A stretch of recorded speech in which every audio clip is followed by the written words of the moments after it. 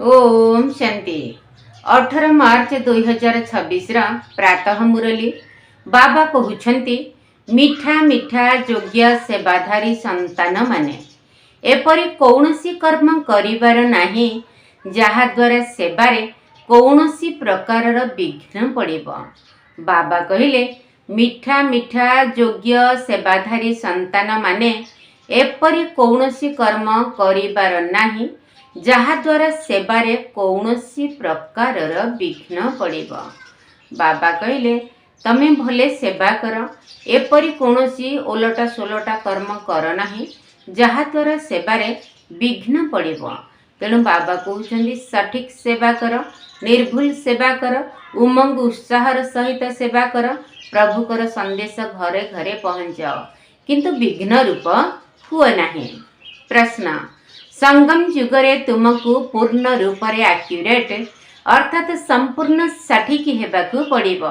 Accurate किए होई परिबो? संगम युगरे तुमको पूर्ण रूपरे एक्यूरेट अर्थात संपूर्ण सठिक हेबाकू पड़िबो। एक्यूरेट किए होई परिबो? उत्तर जेउ संतान माने बाबांक सहित सर्वदा सचोट होई रहुछंती। भितरे गोटिए कथा बाहरे आउ गोटिए कथा एभଳି नुहंती। 2 जेउ माने शिव बाबांक व्यतीत अन्य कौनसी कथा को जानती नहीं। 3 प्रतिपाद श्रीमतरे चली थांती, कौनसी भूल करती नहीं, सही माने ही एक्यूरेट होई थांती। गीत अछि बचपन के दिन भुला न देना। ईश्वरीय बाल्य काल को आमे केबे हेले भूली जीवा नहीं। ये होउछि प्रभु मिलनर युग, आमर परम सौभाग्य उदय हेबार युग कि संगम युगरे आमको भगवान कर कोल मिलुछि। तेणु ए पिला दिन को आमे केबे हेले भूली जीवा नहीं बा विस्मरी देवा नहीं। ओम शांति। मधुर संतान माने गीतर 2टी शब्द शुणिले एबे तो एही निश्चय हेउछि जे बेहदर बाबा एबे बेहद सुखर संपत्ति देउछंती। एही परी बाबांकर आमे संतान होइछु, तेणु तांकरी श्रीमत अनुसारे मध्य चालिबाकू हेबो, नचेत कौन हेबो? एबे एबे हसी हसी कहूछ आमे महाराजा महाराणी हेबू, जदि हाथ छाड़ी देल तेबे सेठारे साधारण प्रजा हेबो केउठारे? सत्य युगरे। स्वर्ग को तो निश्चित जीव, एही परी भी नुहे जे समस्ते स्वर्ग को जीवे। जेउ मानकर सत्य युग त्रेता युग को आसीबाकू थिबो सेमाने आसीबे। सत्य युग और त्रेता युग उभय को मिसाई स्वर्ग बोली कहा जाउछि, किंतु जेउ माने प्रथमे प्रथमे नुआ दुनिया को आसुछंती सेमाने अधिक सुख पाइथंती। बाकी जेउ माने परे आसुछंती सेमाने आसी ज्ञान शुणिबे नहीं। बाबा कहले जेउ माने द्वापर कली रे आसीबे सेमाने तो ज्ञान शुणिबा को आसीबे नहीं। जेउ माने ज्ञान शुणुछंती सेमाने सत्य युग त्रेता युग रे आसीबे। बाकी आउ समस्ते रावण राज्य रे आसीबे, सेमाने अल्प सुख पाइबे। सत्य युग त्रेता युग रे तो बहुत सुख रही छिना, सेथि पई पुरुषार्थ करी बाबांक ठारू बेहद सुखर वर्षा नेबा उचित एवं एह महान खुशीर खबर को लेखि जणाई देबा उचित। जो कार्ड छपा जाउछि सेथिरे मध्य लेखिबा दरकार उच्चरु उच्च बेहद बाबांकर खुशीर खबर। प्रदर्शनी रे तुमे देखाउछ नुआ दुनिया किपरि स्थापन हेउछि, तेणु एहाकू स्पष्ट भावरे एवं बड़ बड़ अक्षर रे लेखिबा उचित जे बेहदर बाबा ज्ञानर सागर पतित पावन सद्गति दाता गीतार भगवान शिव किपरि ब्रह्मा कुमार कुमारी मानक द्वारा पुनर्बार कलिजुगी संपूर्ण विकारी भ्रष्टाचारी पतित दुनिया को सत्यजुगी संपूर्ण निर्विकारी पावन श्रेष्ठाचारी दुनिया रे परिवर्तन कराउछंती। एही खुशी खबर आसी शुणंतु अथवा बुझंतु। सरकारंक सहित तुमे एही प्रतिज्ञा करिछ जे आमे भारत रे पुनर्बार सत्ययुगी श्रेष्ठाचारी 107 अर्थात संपूर्ण पवित्रता सुख शांतिर दैवी स्वराज्य किपरि स्थापन करुछु एवं एही विकारी दुनियार विनाश किपरि हेब ताहा आसी बुझंतु। एहीपरि स्पष्ट भावरे लेखिबा दरकार। कार्ड रे मध्य एपरि लेखिले मनुष्य भल भावरे बुझी परिबे। एही प्रजापिता ब्रह्मा कुमार कुमारी माने कल्प पूर्व सदृश ड्रामार प्लान अनुसार परमपिता परमात्मा शिवंकर श्रीमत अनुसार सहज राजयोग एवं पवित्रतार बल द्वारा निजर शरीर मन धन द्वारा एही भारत को एपरी श्रेष्ठाचारी पावन करुछंती ताहा आसी बुझंतु जे किपरि बिके भाई भौणी माने निजर तन मन धन विनियोग करी एही भारत को श्रेष्ठाचारी पावन दैवी दुनिया रे परिणत करुछंती ताहा आसिकी बुझंतु। एहाकु स्पष्ट भावरे कार्ड रे छपाइबा उचित जहा द्वारा केही भी बुझी जिबे जे एही ब्रह्मा कुमार कुमारी माने शिव बाबांक मत द्वारा राम राज्य स्थापन करुछंती जहा गांधीजींकर इच्छा थिला। खबर कागज रे मध्य एही परि निमंत्रण छापिबा उचित। एक कथा निश्चित बुझाइबा उचित जे प्रजापिता ब्रह्मा कुमार कुमारी माने निजर शरीर मन धन द्वारा एही कार्य करुछंती। तेणु मनुष्य एपरि केबे भी न भावन्तु जे एमाने कौनसी भिक अथवा डोनेशन आदि मागुछंती। दुनिया रे सब किछि डोनेशन रे ही चालुछि। एठारे तुमे कहुछ आमे ब्रह्मा कुमार कुमारी माने निजर तनु मन धन द्वारा सब किछि करुछु। तुमे माने बाबांक ठारू निजे स्वराज्य नेउछ। तेणु निश्चय निजे ही खर्च करिबना। जे मेहनत करुछंती तांको ही 21 जन्म निमंते वर्षा मिलुछि। भारतवासी ही 21 जन्म पाई श्रेष्ठाचारी द्विमुकुटधारी हेउछंती। एही लक्ष्मी नारायण द्विमुकुटधारी अटंती ना। एबे तो कौनसी मुकुट नाही। तेणु एहाकू भल भावरे बुझाइबाकू हेबो। एबे मुकुट कौन टोपी खंडे मध्य मुंड उपरे नाही। तेणु बाबा कहले देखंतु ना काही जुग थिला आमे सब डबल ताज धरी बा डबल मुकुट धरी थिले। एबे सिंगल मुकुट कौन टोपी खंडे मध्य नाही। तेणु एहाकू भल भावरे बुझाइबाकू हेबो। बाबा बुझाउछंती। एही परि लेखिले बिचरा मानकू जना पड़िब जे बिके माने कौन करुछंती। बड़ मानकर आवाज हेले पुणी गरीब मानकर मध्य सुनिबे। गरीब मानकर कथा तो केही शुणती नहीं। साहुकार मानकर आवाज तुरंत शुणी थांती। तुमे सिद्ध करी कहुछ जे स्वतंत्र रूपे आमे भारत को स्वर्ग करुछु। बाकी समस्त को शांति धाम को पठाई देबू। एही परि ही बुझाइबाकू हेबो। भारत 5000 वर्ष पूर्वरु एपरि स्वर्ग थिला। एबे तो कली जुग चलीछि ताहा सत्य युग थिला। एबे कुह सत्य युग रे केते मनुष्य थिले। एबे कली जुगर अंतिम समय। एहा सेही महाभारत महाभारी लड़ाई अटे। आउ कौनसी समय रे एपरी लड़ाई लागी नथिला। एही तृतीय विश्वयुद्ध पछकू हेबार अछि। एहार पूर्वाभ्यास एबे करूछंती ना। एबे तो परमाणु बोमा तैयारी करी चली छंती। केही कहार कथा मध्य सुनु नाहंती। देखु नाहंती केमती मध्य प्राच्य रे चली कि नहीं युद्ध जहाकू कि इस्राएल अमेरिका ईरान ऊपर अटैक करुछंती। तो ईरान दुबई सऊदी अरब भेराइटी देश उपर से मध्य तार राग सुझौछि। तेणु बाबा कहले एठी केही कहार कथा सुनिबाकू प्रस्तुत नहीं। से माने कहउछंती जेउ बोमा तुमे तैयारी करिछ से सब को समुद्र रे पकाई दियो तेबे आमे आउ तैयारी करिबु नाही। तेबे से माने कहउछंती तुमे रखिथिबो एवं आमे तैयारी करिबु नाही। एहा किपरि संभव? किंतु तुमे माने जानिछ एहा ड्रामा रे ही निर्धार्य अछि। तेणु तांकु जेते मत देले भी बुझिबे नाही। विनाश नहेले राज्य किपरि करिब? तुम मानकर निश्चय रही छिना ଯେଉଁମାନଙ୍କର ସଂଶୟ ଆସୁଛି ସେମାନେ ପଳାୟନପନ୍ଥୀ ଅଟନ୍ତି, ବିଶ୍ୱାସଘାତକ ହୋଇଯାଆନ୍ତି। ବାବାଙ୍କର ହୋଇ ପୁଣି ବିଶ୍ୱାସଘାତକ ହୁଅ ନାହିଁ। ତୁମକୁ ତ ଶିବ ବାବାଙ୍କୁ ମନେ ପକାଇବାକୁ ହେବ, ଅନ୍ୟ କଥାରେ କୌଣସି ଫାଇଦା ନାହିଁ। ସତ୍ୟ ବାବାଙ୍କ ସହିତ ସତ୍ୟ ହେବାକୁ ପଡ଼ିବ। ଭିତରେ ଗୋଟିଏ କଥା, ବାହାରେ ଆଉ ଗୋଟିଏ ପ୍ରକାରର କଥା, ଏପରି କରିଲେ ନିଜର ହିଁ ପଦଭ୍ରଷ୍ଟ କରିଦେବ। ତା ଦ୍ୱାରା ନିଜର ହିଁ କ୍ଷତି ହେବ। କଳ୍ପ କଳ୍ପାନ୍ତର ପାଇଁ କେବେ ହେଲେ ଉଚ୍ଚ ପଦ ପାଇପାରିବ ନାହିଁ। ସେଥିପାଇଁ ବର୍ତ୍ତମାନ ବହୁତ ସଠିକ୍ ହେବାକୁ ପଡ଼ିବ। କୌଣସି ଭୁଲ କରିବା ଉଚିତ ନୁହେଁ। ଯେତେ ସମ୍ଭବ ଶ୍ରୀମତରେ ଚାଲିବା ଉଚିତ। ଅନ୍ତିମ ସମୟରେ ତ ନିରନ୍ତର ବାବାଙ୍କର ସ୍ମୃତି ରହିବ।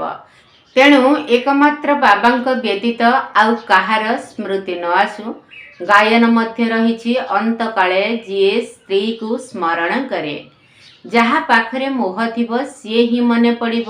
ବାବା କହିଲେ ଅନ୍ତକାଳ ଯଦି ସ୍ତ୍ରୀକୁ ମନେ ପକେଇଲ, ତେଣୁ ବାବା କହିଲେ ଯୋଉଠି ମନ ସେଇଠି ହିଁ ୟାଦ। ଆଗକୁ ଗଲେ ଯେତେ ତୁମେ ବିନାଶର ନିକଟତର ହେବ ସେତେ ସାକ୍ଷାତକାର ହୋଇ ଚାଲିବ।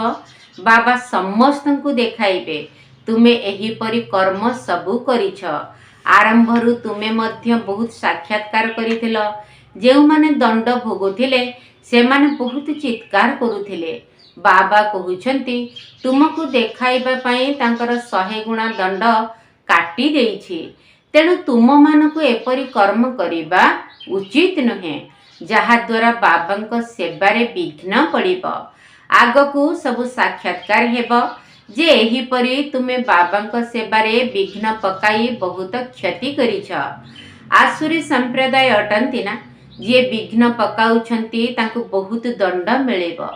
ଶିବ ବାବାଙ୍କର ଦରବାର ବହୁତ ବଡ଼ ଅଟେ। ତାଙ୍କ ସାଥିରେ ଧର୍ମରାଜ ମଧ୍ୟ ଅଛନ୍ତି। ଦୁନିଆରେ ହେଉଛି ସୀମିତ ଦଣ୍ଡ। ଏଠାରେ ତ 21 ଜନ୍ମର କ୍ଷତି ହୋଇଯାଉଛି, ପଦଭ୍ରଷ୍ଟ ହୋଇଯାଉଛି। ପ୍ରତ୍ୟେକ କଥାରେ ବାବା ବୁଝାଉଛନ୍ତି। ଏପରି କେହି ନ କୁହନ୍ତୁ ଯେ ଆମକୁ ତ ଜଣା ନଥିଲା। ସେଥିପାଇଁ ବାବା ସବୁ ସାବଧାନୀ ଦେଉଛନ୍ତି। ଦେଖୁଛନ୍ତି ପ୍ରତ୍ୟେକ ସେଣ୍ଟରରୁ କେତେ ପଳାଇ ଯାଉଛନ୍ତି, ହଇରାଣ କରୁଛନ୍ତି, ବିକାରୀ ହୋଇଯାଉଛନ୍ତି। ସ୍କୁଲରେ ତ ସମ୍ପୂର୍ଣ୍ଣ ଭାବରେ ପଢ଼ିବା ଦରକାର, ନଚେତ କି ପଦ ପାଇବ। ପଦରେ ବହୁତ ଫରକ ପଡ଼ିଯାଉଛି।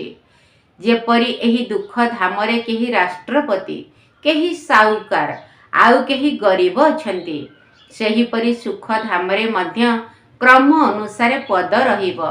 ଯେଉଁମାନେ ବୁଦ୍ଧିମାନ ସେମାନେ ବାବାଙ୍କ ଠାରୁ ପୁରା ବର୍ଷା ନେବାକୁ ଚେଷ୍ଟା କରିବେ। ଏବେ ମାୟାର ବକ୍ସିଂ ଚାଲିଛି ନା।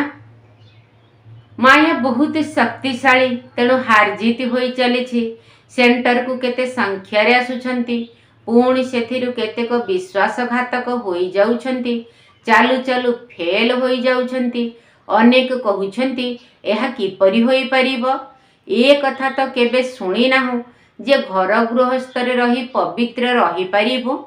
ଆରେ ଭଗବାନ ବାଚ କାମ ମହାଶତ୍ରୁ, ଗୀତାରେ ମଧ୍ୟ ଅଛି ନା। ସତ୍ୟ ଯୁଗରେ ଦୈବୀ ଗୁଣଧାରୀ, କଳି ଯୁଗରେ ଆସୁରୀ ଗୁଣଧାରୀ ମନୁଷ୍ୟ ରହିଛନ୍ତି। ଆସୁରୀ ଗୁଣଧାରୀ ମନୁଷ୍ୟ ଦୈବୀ ଗୁଣଧାରୀ ମାନଙ୍କର ମହିମାର ଗାୟନ କରୁଛନ୍ତି। କେତେ ଫରକ ରହିଛି। ଏବେ ତୁମେ ଜାଣୁଛ ଯେ ଆମେ କ'ଣ ଥିଲୁ, କ'ଣ ହେଉଛୁ। ଏଠାରେ ତୁମକୁ ସବୁ ଗୁଣ ଧାରଣ କରିବାକୁ ହେବ। ଖାଦ୍ୟ ପାନୀୟ ମଧ୍ୟ ସତ୍ୱଗୁଣୀ ଖାଇବା ଉଚିତ। ଦେଖିବା ଉଚିତ ଦେବତାମାନଙ୍କୁ କ'ଣ ଖୁଆଉଛନ୍ତି। ଶ୍ରୀନାଥ ଦ୍ୱାରକୁ ଯାଇ ଦେଖ କେତେ ଶୁଦ୍ଧ ଭୋଜନ ପ୍ରସ୍ତୁତ କରାଯାଉଛି। ସେଠାରେ ସମସ୍ତେ ବୈଷ୍ଣବ ଧର୍ମର ଅଟନ୍ତି। ଆଉ ଜଗନ୍ନାଥ ପୁରୀରେ ଦେଖ କ'ଣ ମିଳୁଛି, ଭାତ। ସେଠାରେ ବାମ ମାର୍ଗର ବହୁତ ଖରାପ ଚିତ୍ର ରହିଛି। ଯେତେବେଳେ ରାଜତ୍ୱ ଚାଲୁଥିଲା ସେତେବେଳେ 36 ପ୍ରକାରର ଭୋଜନ ମିଳୁଥିଲା। ତେବେ ଶ୍ରୀନାଥ ଦ୍ୱାରରେ ବହୁତ ପ୍ରକାରର ଭୋଜନ ତିଆରି ହେଉଛି। ପୁରୀ ଓ ଶ୍ରୀନାଥର ଭୋଗ ଅଲଗା ଅଲଗା ଅଟେ। ପୁରୀ ମନ୍ଦିରରେ ବହୁତ ଖରାପ ଚିତ୍ର ରହିଛି, ପୁଣି ଦେବତା ପୋଷାକରେ ଥିବା ସମୟରେ, ତେଣୁ ଭୋଗ ମଧ୍ୟ ଭଲ ଲାଗୁନାହିଁ। କେବଳ ଭାତ ହାଣ୍ଡି ଚଢ଼ାଉଛନ୍ତି। ଘିଅ ମଧ୍ୟ ପକାଉ ନାହାନ୍ତି। ଏହି ଫରକ ଦେଖାଉଛନ୍ତି ଭାରତ କ'ଣ ଥିଲା ପୁଣି କ'ଣ ହୋଇଗଲାଣି। ଯେତେବେଳେ ଭାରତ ଶ୍ରେଷ୍ଠାଚାରୀ ଥିଲା ତ ଶ୍ରୀନାଥ ଦ୍ୱାରରେ 36 ପ୍ରକାରର ଭୋଗ ଲାଗିଲା ଭଳି ଦେଶୀ ଘିଅରେ ସବୁ ଅନ୍ନ ବ୍ୟଞ୍ଜନ ପକାଯାଉଥିଲା। ଆଉ ଯେତେବେଳେ ଭାରତ ଭ୍ରଷ୍ଟାଚାରୀ ହେଲା ତ କେବଳ ବିନା ଘିଅରେ କେବଳ ଭାତ ହାଣ୍ଡି ହିଁ ଠାକୁରଙ୍କୁ ଭୋଗ ଲଗାଗଲା। ତେଣୁ ଇଏ ସବୁ ହେଉଛି ଭାରତର କାହାଣୀ। ଏବେ ତ ଦେଖ ଭାରତର ଅବସ୍ଥା କ'ଣ ହୋଇଗଲାଣି। ପୁରା ଅନ୍ନ ମଧ୍ୟ ମିଳୁନାହିଁ।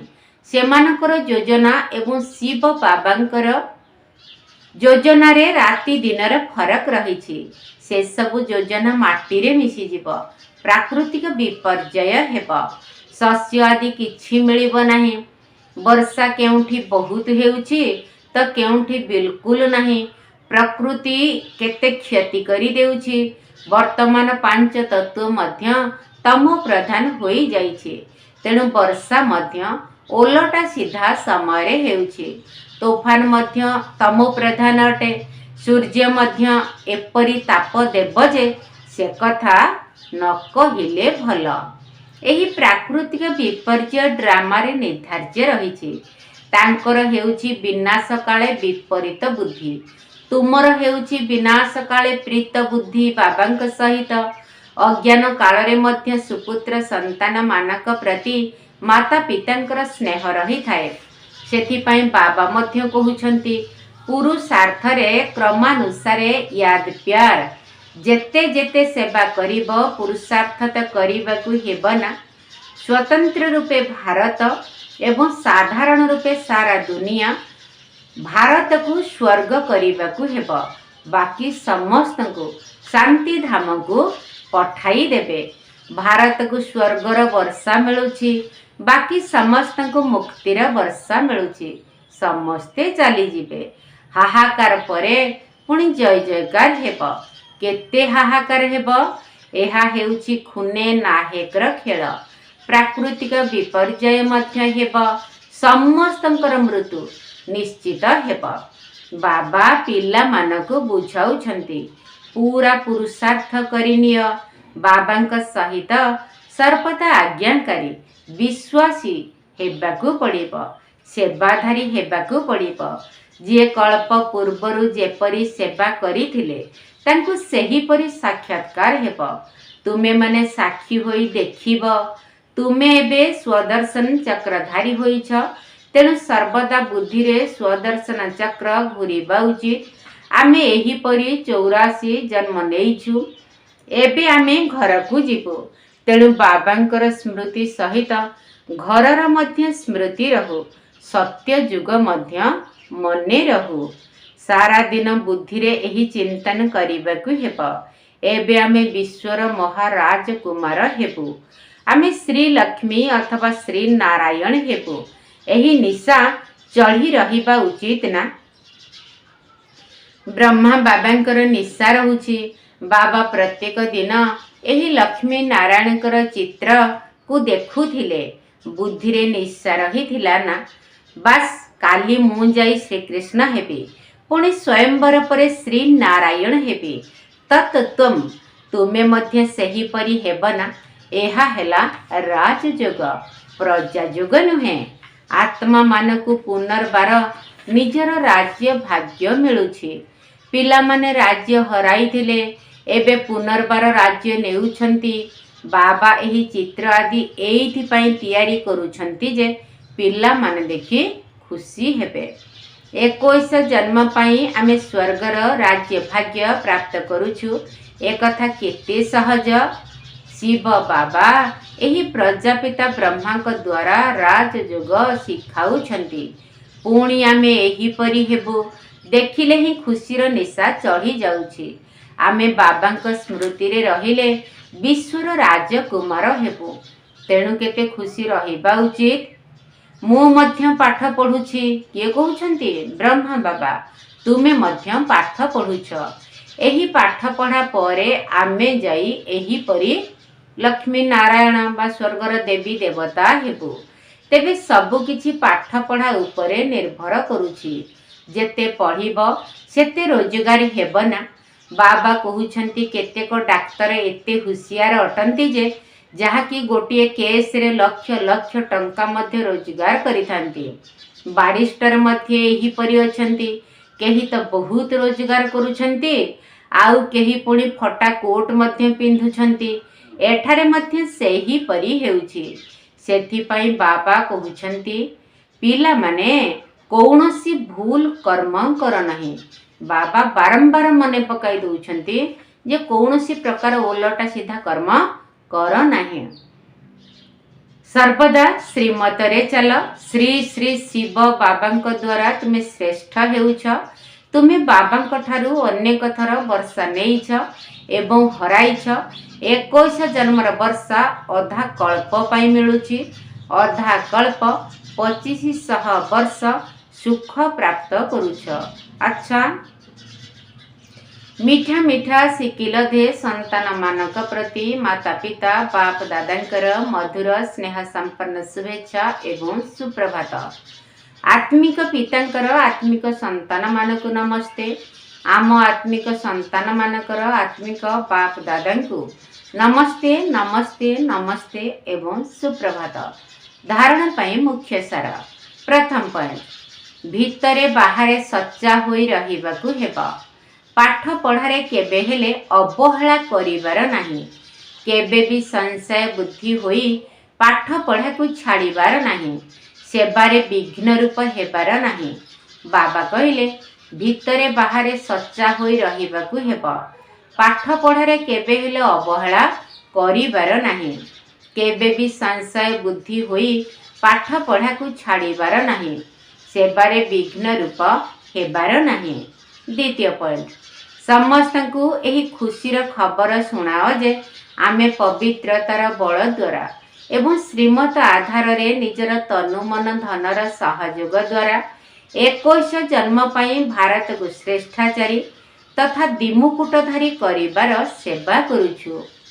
समस्तंकु एही खुशीर खबर सुनाओ जे आमे पवित्रतार बल द्वारा एवं श्रीमत आधार रे निजर तनु मन धनर सहयोग द्वारा 21 जन्म पाई भारत को श्रेष्ठाचारी तथा दिमुकुटधारी करिबार सेवा करुछु।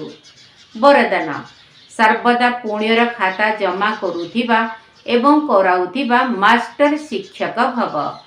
सर्वदा पुण्यर खाता जमा करुथिबा एवं कराउथिबा मास्टर शिक्षक भव। मु मास्टर शिक्षक अटे। मास्टर कहिबा द्वारा आपे आपे बाबा मने पड़ी थांती।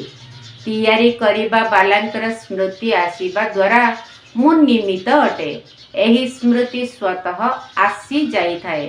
तेणु विशेष भावरे एही स्मृति रहु जे मु पुण्य आत्मा अटे। मते पुण्यर खाता जमा करिबार अछि एवं कराइबार अछि। एहा ही मोर विशेष सेवा। पुण्य आत्मा केबे गोटिए भी पाप संकल्प मात्र रे मध्य करि परिबो नाही। बाबा कहले पुण्यात्मा गोटिए भी पाप संकल्प रे मध्य करि परिबो नाही। मास्टर शिक्षकर अर्थ हैला सर्वदा पुण्यर खाता जमा करिबा वाला एवं कराइबा वाला बाप समान। स्लोगन, संगठनर महत्व को जानिबा वाला आत्मा माने संगठन भितरे ही निजर सुरक्षार अनुभव करिथांती। संगठनर महत्व को जानिबा वाला आत्मा माने संगठन भितरे ही निजर सुरक्षार अनुभव करिथांती। अव्यक्त इशारा, निश्चयर मूल दुआ को मजबूत करी सर्वदा निर्भय एवं निश्चिंत रुह। जीए जेतिकी निश्चय बुद्धि होइथिब सेही अनुसारे सबु कथारे विजयी हेउथिब। निश्चय बुद्धि आत्मार केबे भी पराजय होई न थाए।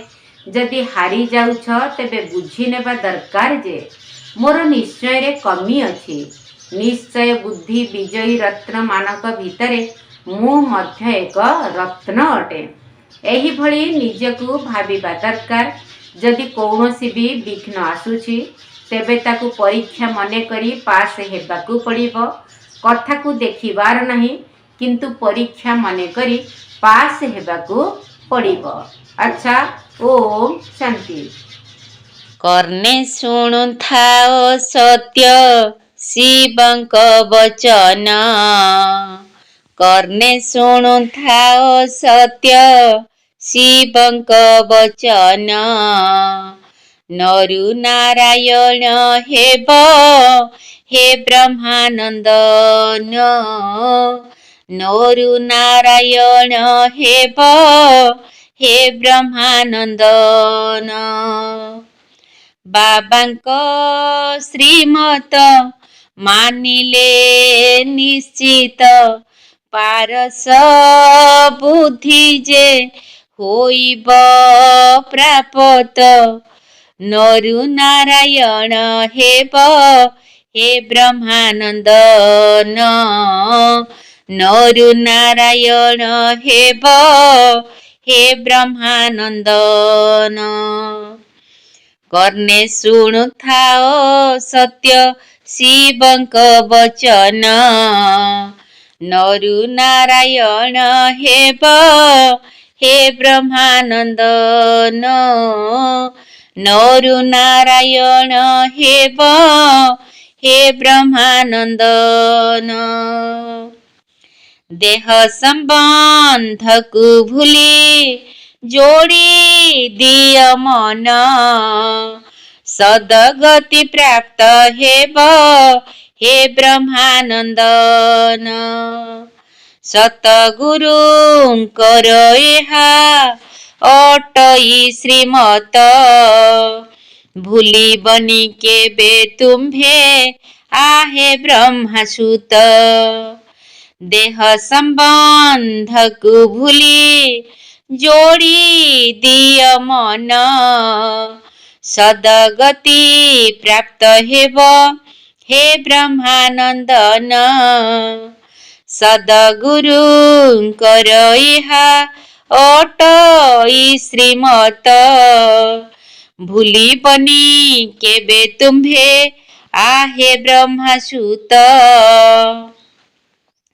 ଦେହି ଅଭିମାନୀ ହୋଇ ରହିଥିବ ଅନ୍ତିମ ଜନ୍ମରେ ପାପ ନ କରିବ।